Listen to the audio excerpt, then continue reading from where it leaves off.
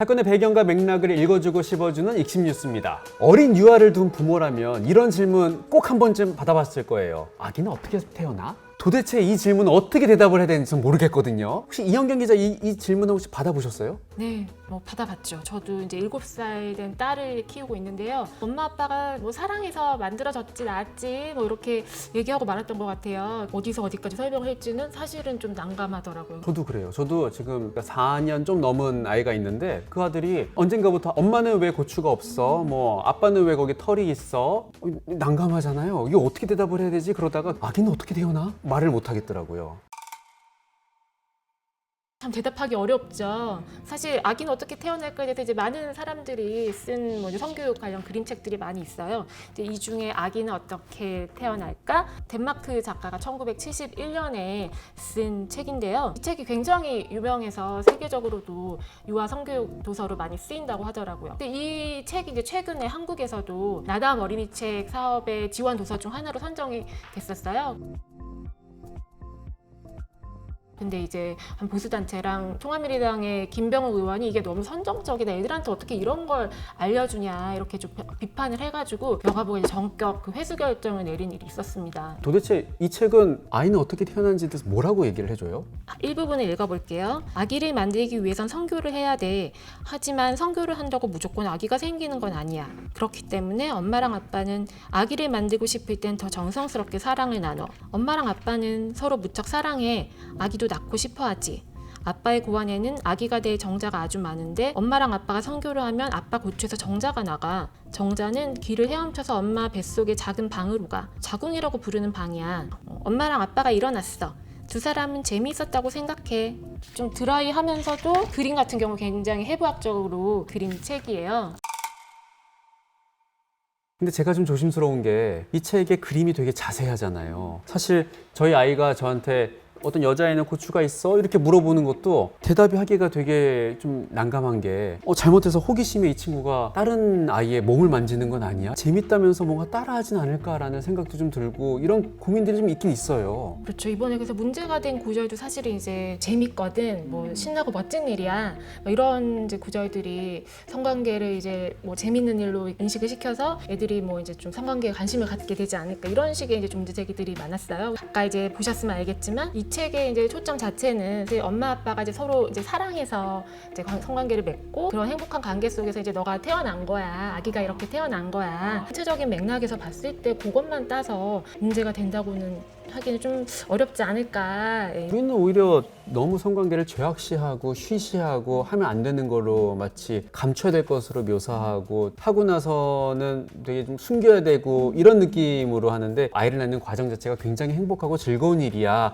그런 속에서 네가 태어났어. 이런 거를 설명한다는 거죠. 네, 그렇죠.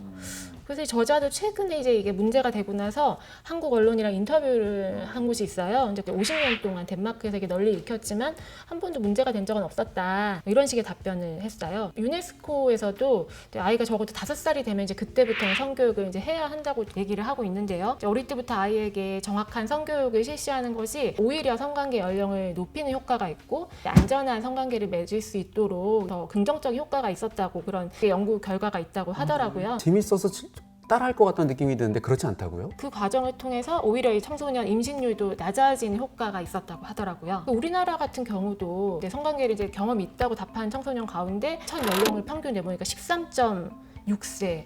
우리나라도 사실은 아이들이 더 이상 성에 대해서 무지하지 않은 거예요. 그러니까 스마트폰을 통해서 오히려 왜곡되고 잘못된 성에 대한 지식을 습득하게 되고 아이들이 일부러 실천해 보기도 하고, 대표적인 문제 가운데 하나가 N번방 사건이 있었죠. 아이들에게 정확하고 뭔가 안전한 성교육이 필요하다, 그런 이제 목소리가 많이 높아지고 있는 것 같아요. 실제로 이 책을 읽은 어린이들은 또 어떻게 받아들이고 있는지도 궁금하긴 하잖아요. 그래서 찾아봤는데요. 초등학교 2학년 친구가 이 책을 읽고 엄마 배가 불룩한 그림은 내가 엄마 뱃속에 있을 때 찍은 엄마 사진이랑 똑같아서 신기했다. 그래서 나는 다시 엄마 뱃속으로 들어가고 싶었다. 아기는 엄마와 아빠가 정말 많이 사랑할 때 아빠 아기씨가 엄마 몸속으로 들어가서 엄마 아기씨와 만나면 생긴다. 나도 그렇게 생긴 거라고 아빠가 말씀해 주셨다. 그리고 나도 사춘기가 되면 아기씨를 만들 수 있다고 했다. 그래서 나의 몸을 소중히 아껴야 한다. 왜냐하면 나는 아빠가 될 사람이기 때문이다. 앞으로는 여자친구들을 놀리지 않겠다고 생각했다. 왜냐하면 엄마가 될 사람이기 때문이다. 이렇게 반응을 하네요. 우려와는 너무 다른데요? 그렇죠. 아이들은 초점은 그냥 애가 뱃속에서 어떻게 있었는지 그런 데 더 이제 관심을 갖는 것 같아요. 저희가 그 실제 덴마크 분도 한번 인터뷰를 했어요. 진짜요? 네. 실제 덴마크인은 어떻게 생각하시는지 좀 들어보겠습니다. I remember some of it. I remember some drawings, and we had a really fun time looking at it, and all the guys was teasing each other. Yes, we had sexual education.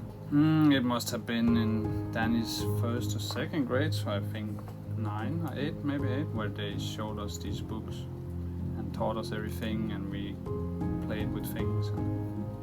I don't think it's really big for us. It's just a part of learning.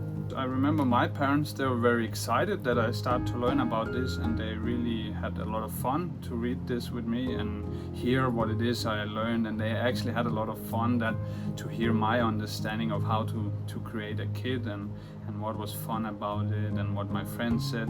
I believe, and I think that's common for most Danes, is that we think sexual education should come very early and it shouldn't be a taboo, because we believe if you taborize it and not being able to talk about it, it becomes an obsession for many young kids, even as young age. So it's very important. And also, if you read at that book, there's not a lot of sex. It's all about love and how to take care of a kid and how it's delivered. So actually a very little part of it has to do with sex, but it's not educating in how to have sex. It's just showing by doing this is how a kid comes to the world.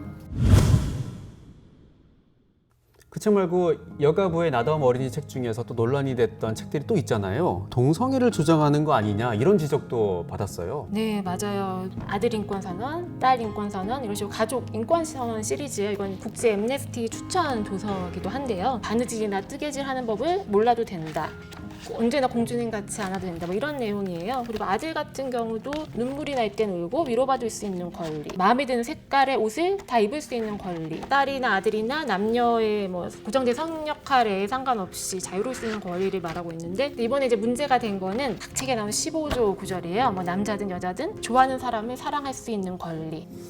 네, 이게 그러니까 이제 우리 아이들이 좋아하는 걸 좋아하게끔 하고 좋아하는 사람을 사랑하고 아이를 있는 그대로 봐주라 이런 내용이네요. 예, 그렇죠. 성소수자 청소년들에게는 좀 필요한 교육 중에 하나라고도 하더라고요. 뭐 이제 성장기에 이제 성적체성 혼란을 겪으면서 어떻게 자기를 뭐 표현하고 드러내고 해야 될지 몰라서 고립돼 있다가 이제 자살까지 이르는 경우가 좀 문제라고 하더라고요. 그리고 사실 저는 이제 이번 논란을 보면서 느낀 것 중에 하나가 저 자신을 포함해서 우리 이제 막 부모가 된 세대들이 내가 받아본 적이 없는 걸 이제 우리 애들한테 전해줘야 되는 건데, 어른들도 마찬가지로 우리가 이때까지 좀 받지 못했던 올바른 성교육을 같이 받아야 되지 않을까, 이번 기회를 통해서 우리도 공부를 하는 계기가 돼야 되지 않을까 이런 생각이 좀 들더라고요. 저도 이제 아빠 인권 선언을 봤어요. 엄마보다 더 수줍어하고 아이들을 진심으로 염려할 수 있는 그런 권리도 있고요. 운동이나 수리를 잘 못해도 될 권리 그런 것도 있고, 다 제 얘기거든요. 저 다 못해요. 못하는데 이거 괜히 드러내면 안 될 것 같고 아빠로서 부담도 느껴지잖아요. 이 책을 보면서 저 역시 그동안 제가 원하지 않는 방식의 남자 역할, 아빠 역할, 거기에 너무 스트레스 받고 힘들어하지 않았나. 우리 아이들에게는 있는 그대로 살게 하고 좋아하는 거 좋아하게끔 하면서 그렇게 살게 했으면 좋겠다, 그런 생각이 들더라고요.